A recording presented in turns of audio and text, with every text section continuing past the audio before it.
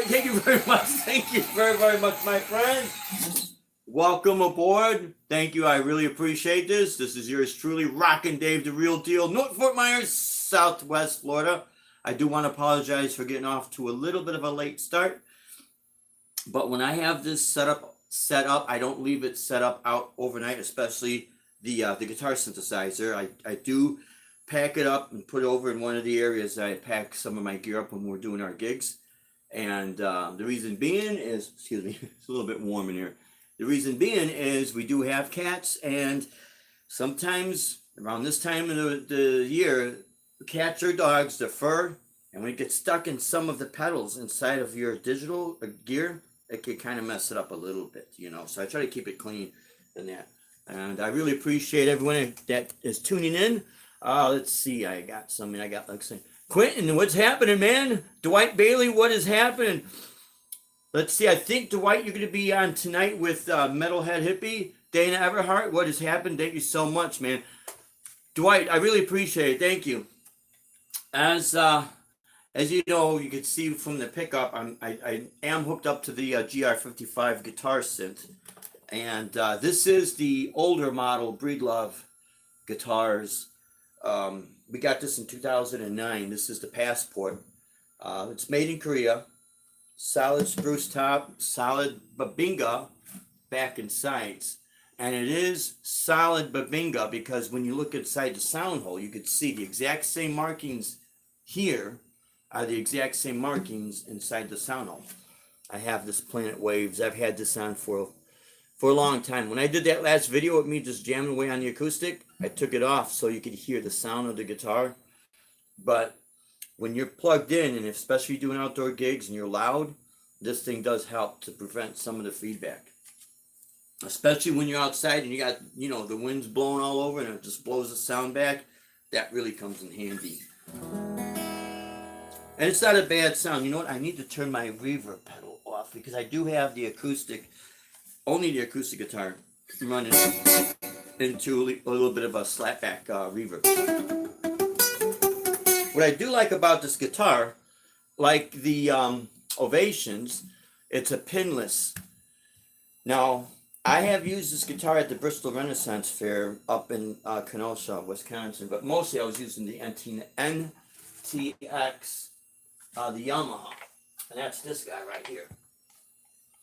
And you know what? Both these guitars, the wood finish, especially this, was a lot brighter, but you know, it discolors in the sunlight.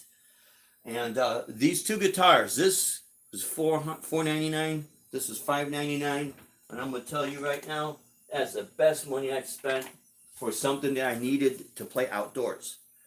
Never had issues. Matter of fact, how I got that Yamaha, after having this guitar, we bought the I can't remember what model number it was, but it was a Breedlove, another Passport, and it was the one that was all cedar, solid cedar top. Oh, it's a little warm in here. Sorry, guys. And it had a matte finish, and I'm going to tell you, before I put this sound suppressant, this thing inside here, when I would play between this Breedlove and the other one, the one with the cedar top, man, the sound projection was incredible. And I bought that specifically to play at the Renaissance Fair. Best 12-string I ever played was a Breedlove. You know, Quentin, that's interesting. I have to get some new strings. I have an Ibanez in here. It's like one of those really fancy finishes. Maple, curly maple, with even the headstock is maple. 12-string. And I only really played it once. I do want to bust it back out. On my other channel, just titled Dave Byron, and I think this was about, I played this about maybe, I don't know, 6 years ago, something like that.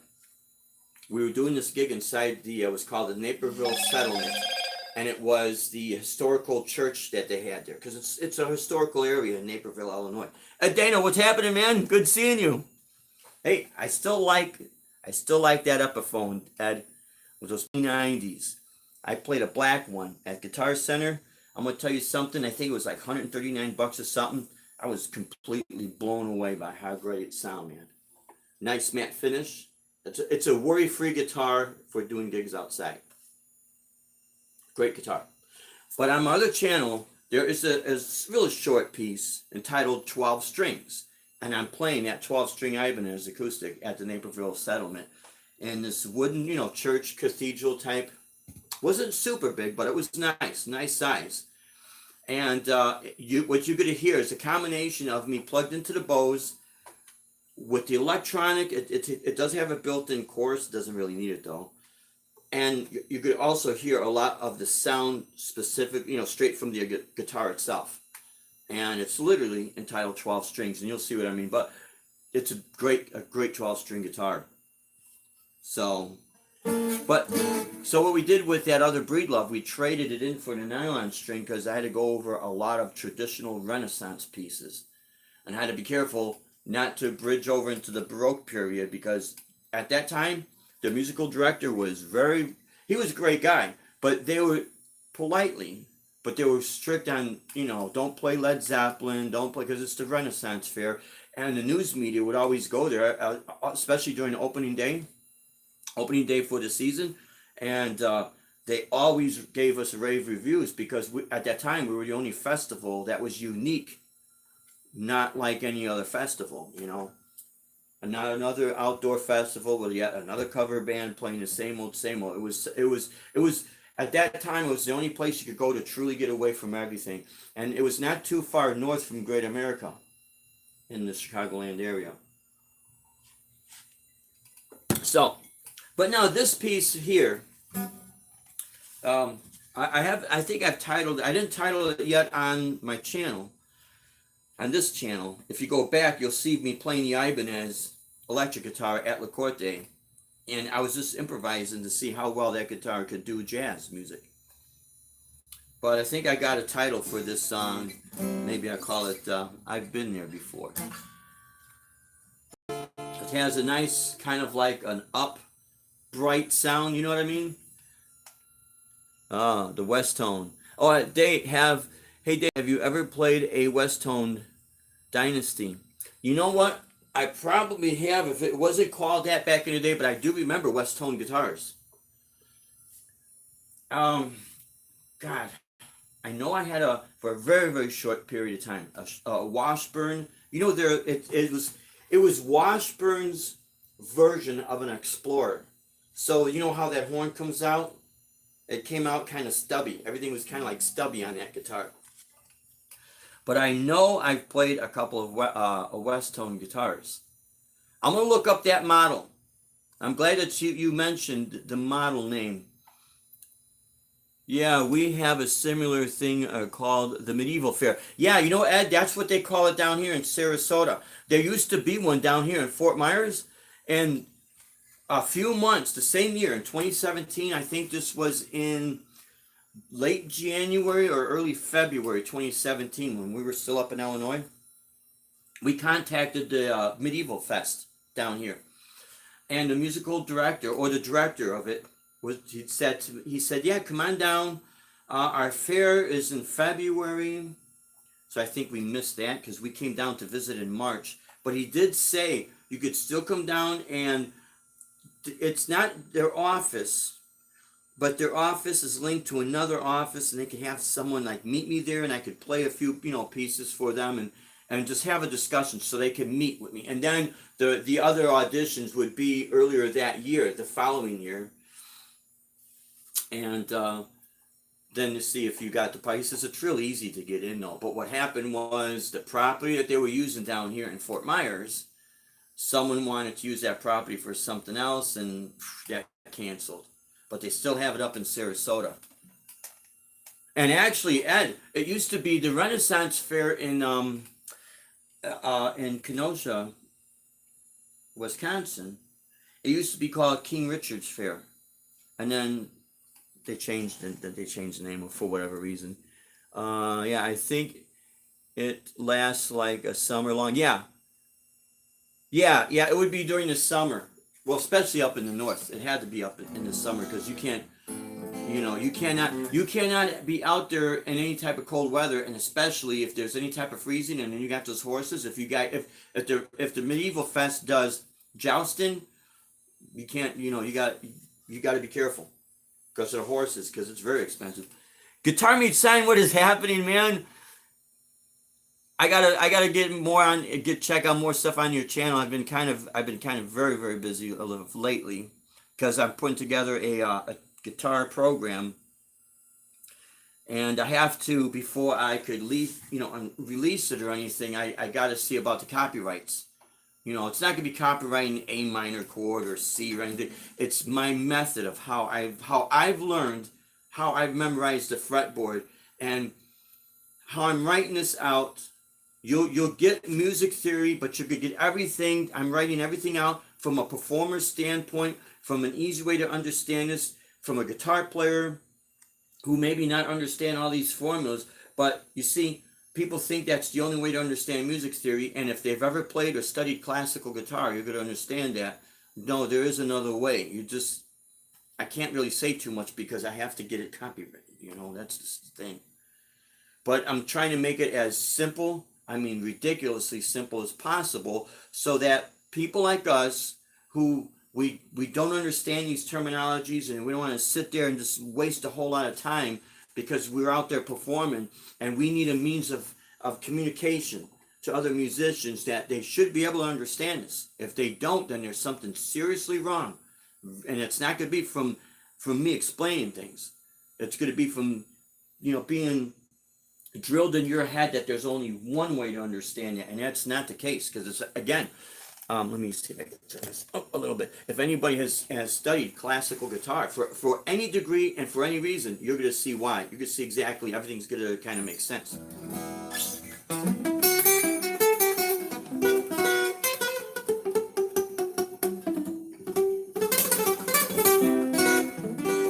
Which is sometimes when I sit like that, it's a little bit, that's why I'll sit this way. But you see, with these chords, you got to be careful. That's a 13-pin chord.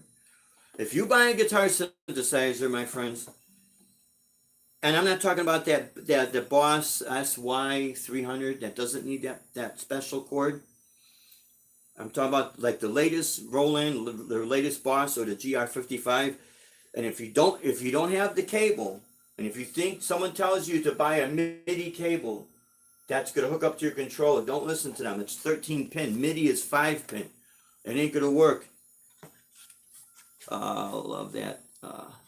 On the acoustic, yeah, thanks so much, Jimmy. Again, being a huge fan of people like Al Di Meola, and I'm going to see if I can get this where you can actually see, not so you can see my face, but you can see what my hands are doing. I have, the technique of muting, and sometimes my fingers do fan out. And I remember all my exercises I always keep it like that, locked like that. But when I'm playing, I'll let them open up free, because, again, I also play classical guitar. So it's a way to get my fingers not to get just locked in all the time like that. So if I have to do anything that's, classical bass,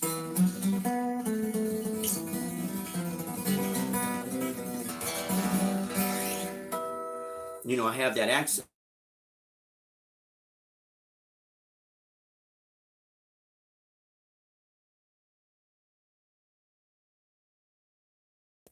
Yeah.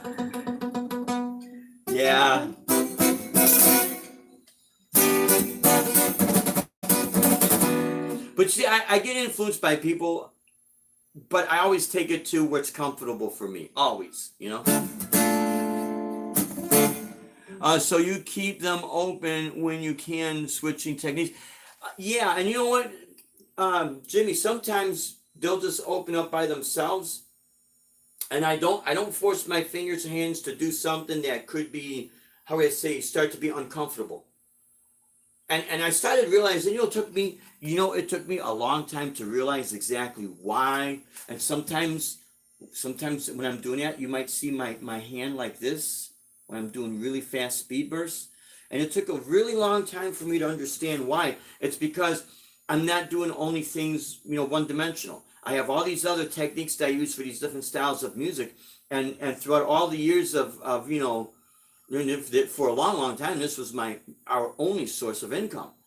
So you develop things that's going to work for you in all case scenarios, because you're the hired gun, or people simply they would hire us because they like the way we played, the way I played and everything. And I was, very, very grateful for that. But I would never force my hand to do something that would be deemed a little bit unnatural for me, because me personally, I'm the guy that's going to go out there and play. If this person has this technique and this advice, that's great. Whatever works for whoever. You take people's advice, but at the end of the day, you have to always apply what's going to work for you and what's not going to work for you. Because if you start saying, hey, I'm available for this function, I charge this amount of dollars, and next thing you know, people start hiring you because they like the way you sound, they like your personality, you're easy to work with, you're easy on the budget, where you make money and they save money, everything's a win, and you start getting gigs back to back to back to back to back. Now you'll realize what it is that you have to do things that's going to be the easiest for you, so you get through all these performances as flawless as possible.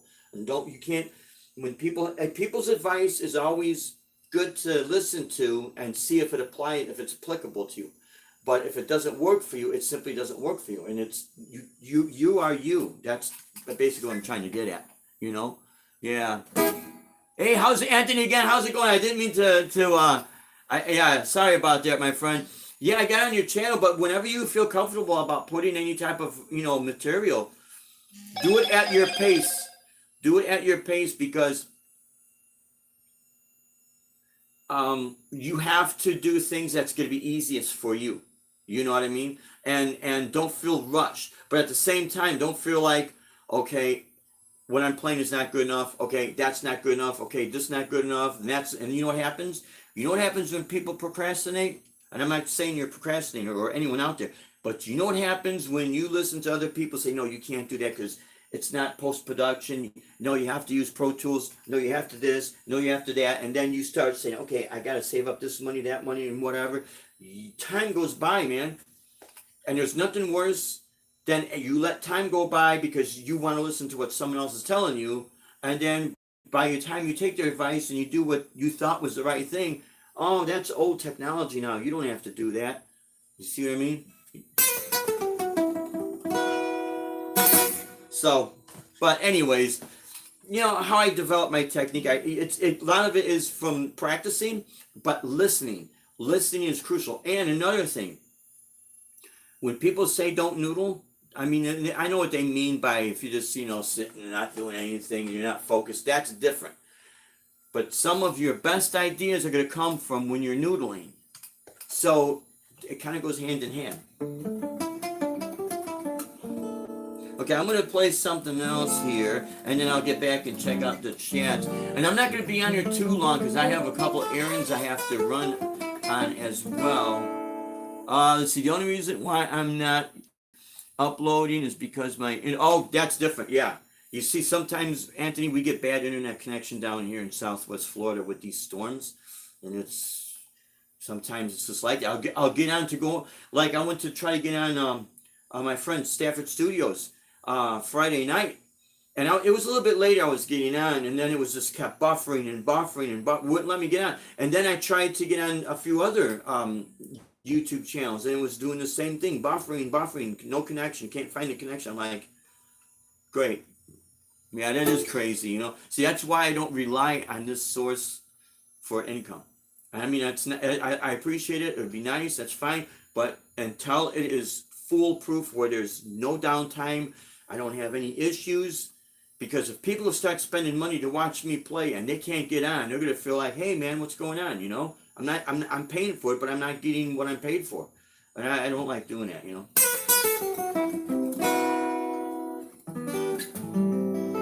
Okay, so what I'm going to do here is improvise another piece here. And of course, I'm locking everything into the loop pedal. So everything is just going to come out of the spirit of moment here. And the patch I'm using here for my guitar synth is, they call Moody strings. So it's like on a keyboard, the strings. Let's see. That all Rhett does. Oh, yeah, let's see something here. Rhett Shell did a video saying to never know. Yeah. Now, in his defense, he also did another video where he was watching a studio guy, and he did kind of like step back a little bit from a statement. But yeah, I saw that statement, and I never want to say anything that is going to be make these other people feel combative. But the issue, I think the thing is, and again, everyone's entitled to their opinion and what works for them. But it's kind of, for me, I don't like saying things that are blanket statements that for a fact you can't this and you shouldn't that. No, you can't really do stuff like that because everybody's situation is different. And everybody learns at their own pace and everybody creates music at their own pace. Some people can do it mathematically. Some people can compose on paper and then come back and play it. That's great. Some people like us, like myself, like to improvise whatever comes out. Do I get a feeling to it? Because honestly, in my opinion, to me, music is something that you hear and you feel it. It's an emotion. It's kind of like if I write a book, How to Smile and How to Laugh, and I try to publish it and to sell it, who in the hell is going to buy it? You have to laugh like this. And when you laugh, you crack your smile. What are you talking about, man? If I get kicked in the ass, am I supposed to go, ow, or ooh? I mean, really. And it sounds crazy, but it is. Music is very emotion. It's an expression to me. It's a gift from God and an expression of life itself. And that's why I said noodling. You do get creative ideas out of noodling, because that's why I always want to keep your phone with you, because you never know when inspiration is going to strike, right? So, yeah, that's all. Yeah. And now I will say I do like the fact that he puts up those videos where he is he's doing his traveling, But I'll tell you what, let's really see the videos when things don't go too good. Yeah, right, Ed? Noodling. They not catching. Or noodles. Yeah. Oodles of noodles. How about that? Does anybody remember that one? So, what I'm going to do here is, if you notice, I'm going to kind of like maybe a little tutorial with this, okay? This is the type of jazz that I'm drawn to, We're using just minor or minor 7th chords, major 7th chords. And occasionally, using, I guess this is like major 9th chord.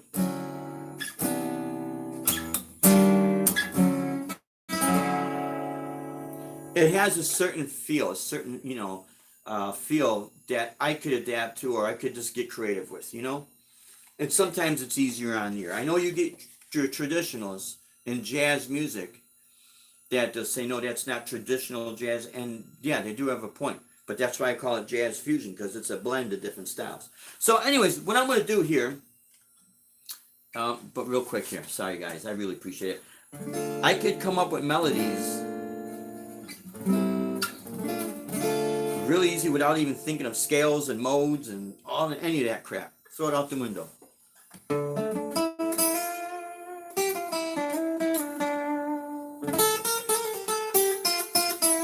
All centered around that D minor chord. And what is an A sharp major 7th?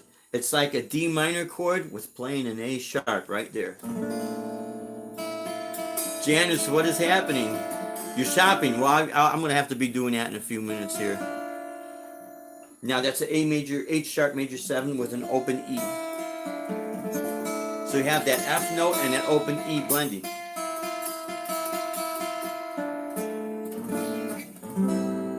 So to me, it gives like a calm feeling, kind of like how Sundays are, just laid back, right? So anyways, I'm going to come up, do a little bit of an improvised jam around a D major 9, C major 9, and a D sharp major 9. It's almost like a bossa nova thing. But see, you can still use electric guitar or electric guitar type with overdrive through this, It's got to be creative. Okay, here we go.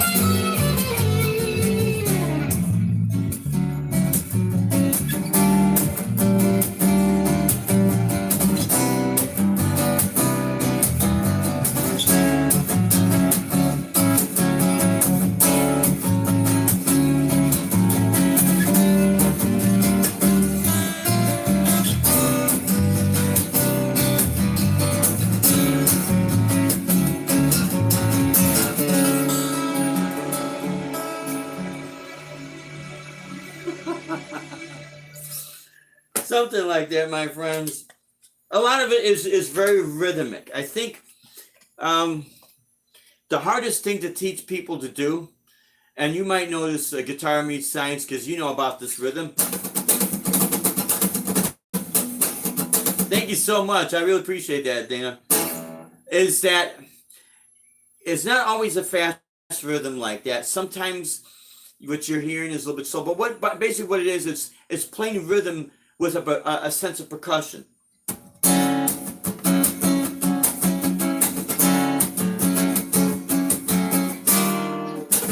So this is kind of like if you have gongas, it's percussion. And yeah, oh, thank you so much, Anthony. I appreciate it, man. There are times I have my moments, and of course I slipped out of key there a little bit. But you see, I'm going to tell you guys something. You never announce you're going to make mistakes, my friend. Because that's the killjoy. It's like a used car salesman. You're going to buy that car, you're looking at that Corvette, that 1982 Corvette. Yeah, it's like Bossa. Yeah, it's like Bossa Nova. And of course, there's a lot of that's in those realms that's much deeper and further than what I personally do. But what I was saying is, as a performer, things will happen. We're human. You have a brain fart. We're not perfect. But the worst thing to do is to be the killjoy and announce every mistake you're going to make. It's like I said, you're going to buy the used 1982 Corvette Stingray, right? And you know it's old, so you know there's going to be problems. But the worst thing you don't want is here comes the salesman with the frown, and he's going to tell you everything that's wrong with the car. And you say, well, is there anything that's good with it? I mean, Mom, now I don't know if I want to buy it. You know what I mean? You never announce them. That's right. Could you imagine? And we've seen this, even with people that we look up to. We've seen it, but we understand. I love it when I hear people say, yeah, but you made this mistake. Oh, your guitar was off tune here and there. Okay, come down here in Florida and you do a gig outside when it's like, in July. Or even, like up where Ed Dana is, in Ohio, Wisconsin, where David Stafford is, or Illinois. I mean, it doesn't matter where you're at. Humidity is humidity. You know what I mean? That's life. So, but you see what it is, okay, with this particular chord progression, I could see what I could do. This is probably one of the only chord progressions where I actually started with a major scale. Like, for instance, this is D. My fingers almost basically set up to play a D major scale as an intro into the solo or into the melody. That's a D major scale. But if you play things rhythmically with a little bit of sense of a melody,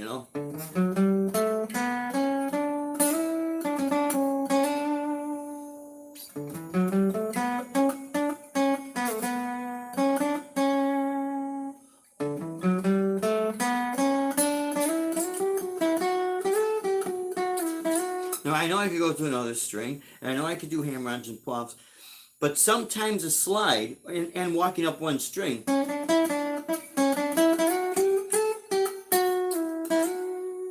it sets a certain emotion. So really, as a player, is it more valuable to be able to have all this technique and the flash? And I love doing that, and I'm not knocking it. But if that's all you have and there's no feel of expression, it won't take long for it to sound like a bad exercise. Yeah, I gotta go.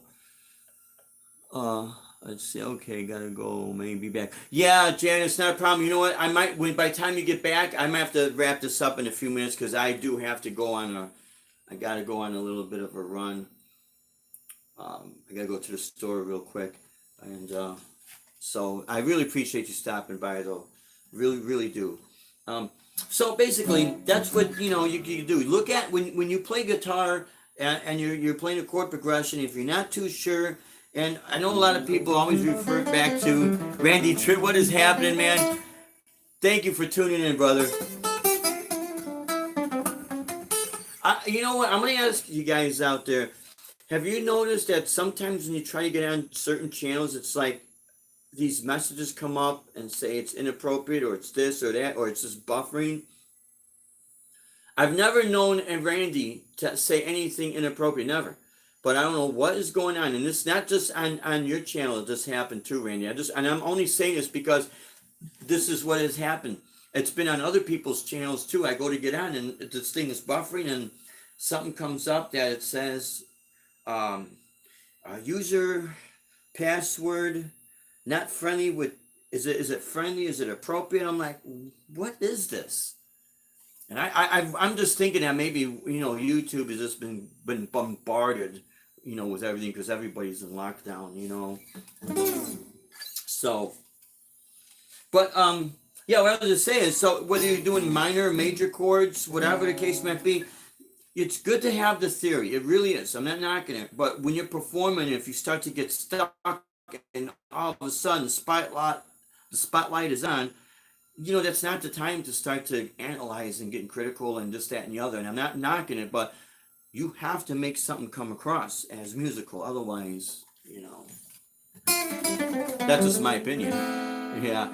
I have seen these too, Dave, and it be a good comment for YouTube Studio. Yeah.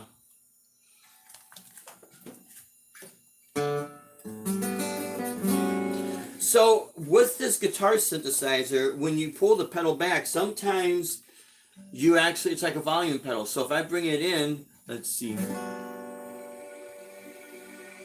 and I can fade the strings in.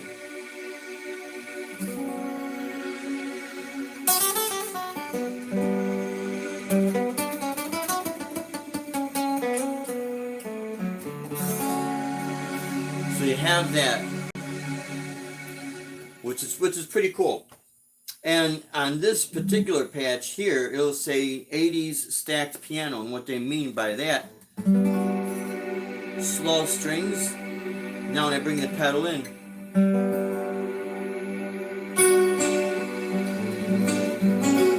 you have the piano stacked with strings. But I'm gonna tell you guys, if you guys ever buy anything like this, just keep in mind, and this might be even hold true for the Electro-Harmonix pedals that'll do the pianos and the electric pianos, those little, and the Mel 9 pedals and all that. You will have to approach them, or at least I know with the Roland, you have to approach that instrument like you're actually playing that instrument. In other words, you gotta be careful. You can't set, there's sensors in there that you could stop what they call hiccups. What a hiccup is, it's like when the note, it's trying to find the note, and it's bouncing around, or it misses a strike. See where you hear that sound?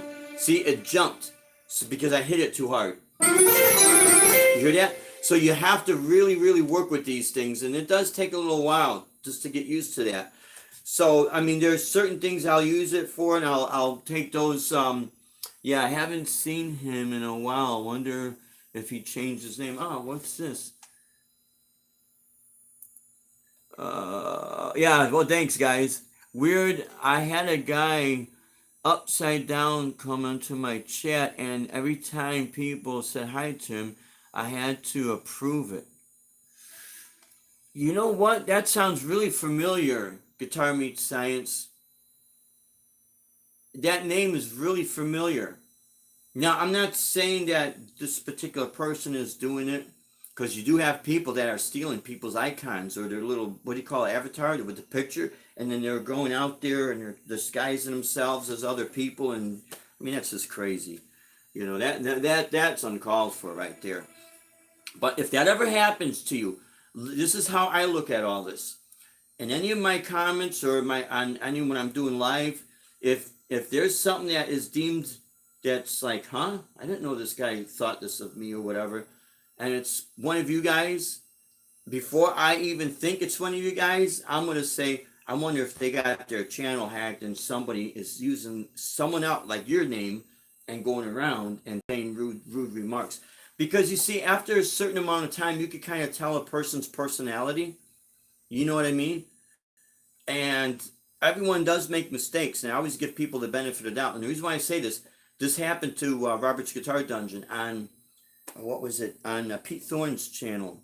And it, you know how when you turn on YouTube, all the stuff comes up on the feed, and oh, Pete Thorne's live, and I just happened to hit it just to see what he was, talking about. I had a little downtime, so I wanted to see what he was talking about. And he's going on, and it's just like within like the first 5 or 10 minutes, Pete Thorne said, "Who is this guy, Robert's Guitar Dungeon?" He called me this name, and it was a very inappropriate insult. And Pete Thorne said, "Yeah, F that guy, man." And I could understand where Pete's coming from because he really thought that's what Robert said. And it was very inappropriate. But there's one problem. Robert's Guitar Dungeon, he has never said anything inappropriate to me or anyone that I've ever seen. And that's not his personality. So somebody took that message down because I did not see the message. By the time I got on that live chat, I guess it went up and then they retracted it. And someone else in the live chat said, "No, I think Robert's channel got hacked because that's not like him." And then Pete Thorne did say, "Oh, okay, well, sorry about that, Robert." And then Robert's Guitar Dungeon, at another chat, I think it was, or maybe later on that day, I don't know, was able to get on and say hi. And, so now Pete Thorne probably thought, "Oh, okay, well, you know what? Maybe someone did steal this guy's identity and is going around saying it. So, hey, I'm sorry about that, man." And of course, Robert understands. So you see, when people are smart, we could kind of see that way. That doesn't sound like this guy or this girl's personality. So there's something not right. Plus, you do have funny things going on with YouTube. That's why I don't get involved in anything. I'm a guitarist. That's all. Maybe it's from the hackers sending those random links. Yeah, you know what, Guitar Meets Science?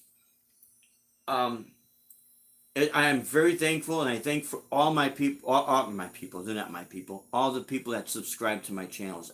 My channel. I really, really appreciate this, and all those who have helped me. I really do appreciate it. I mean, you from the bottom of my heart. When I went over 1,000 subscribers, I was able to go live like I'm doing now. But before, it was like I felt like I was being suppressed for whatever reason.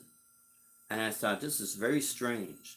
So I would go live with Streamlabs. And now, the people out there who own or operate Streamlabs, I'm not saying this to them to insult them or anything like that. I had to take Streamlabs off of my channel because the last time I went live with it, I couldn't get on. Things were acting funny. It was no video. It was all audio. I couldn't figure out what the hell's going on. Never even got a notice. And I did subscribe to the guy's channel, or at least I thought I did. Never got any notification. Did something change? What happened? Blah, blah, blah. And then, not too long after that, because I do everything from my phone with this, everything on my phone, my maps, everything was just acting very weird. And then I would get these messages or like emails, and all this other stuff. I mean, really weird stuff, and stuff that was just like, huh? These people know I'm married. I'm not out looking for, a date with, someone that just graduated high school or something. I mean, just weird stuff. And I told my wife, I says, you know what? I think I'm going to get rid of some of this stuff because I think something's not right. And then another guy told me, yeah, well, you download these free apps. They're free, right? Everyone gets excited, free. But they take your information and they're selling it to whoever's going to pay for it, and they buy your information or access to get to, your channel or to message you all this crap. Next thing you know, nothing's working on my phone. And I was getting pissed, man. I was getting really pissed off because it would happen at the worst time. So I got rid of all that crap. And that's why for quite a while, you didn't see me go live. And I thought, you know what? I cannot risk any information, my personal information or people that are close to me, from these people that are out there. I don't trust it. That's why I never rely on this as my source of income with this. Not with the guitar. I mean, well, not even with that too, But yeah, you have to be careful, guys. You really do. Because it's not right what's going on. Well, it really isn't. And it's sad. These people need to be ashamed of themselves. Yeah, Dana, have a great one, man. Dana Everhart. I really appreciate you tuning in.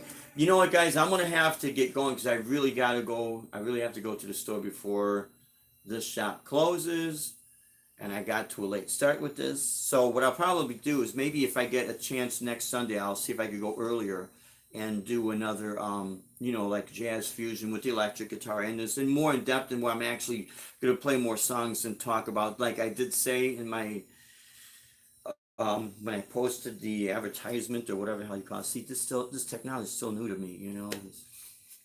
I'm from a different planet, maybe, I don't know, or a different time, like a lot of you guys out there. Buckluster, what's happening? I really appreciate you guys tuning in.